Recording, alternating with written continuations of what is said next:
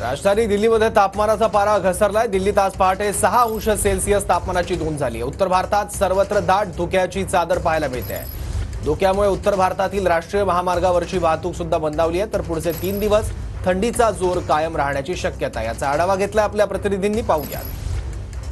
उत्तर भारतामध्ये थंडीची जी तीव्रता आहे ती कायम आहे आणि आज महत्त्वाचं म्हणजे उत्तर प्रदेशमधल्या गाझियाबाद भागात, त्याचबरोबर गुडगावमधल्या काही भागामध्ये, हरियाणामध्ये शून्य दृश्यमानता पाहायला मिळाली आणि राजधानी दिल्लीत देखील या धुक्याचं साम्राज्य मोठ्या प्रमाणामध्ये पाहायला मिळतंय। आपण आहोत सध्या इंडिया गेट परिसरामध्ये आणि इथली दृश्यमानता जर पाहायला गेली तर 100 ते 150 मीटर अंतरावर आहे। भव्य जी वास्तू आहे इंडिया गेटची ती आपल्याला कॅमेराच्या लेन्समध्ये दिसूही शकत नाही। हा खरं तर समोर जाणारा रस्ता राष्ट्रपती भवनाकडे आहे, मात्र इथंही आपल्याला 100 ते 150 मीटर अंतराच्या पुढचं काहीच दिसत नाही।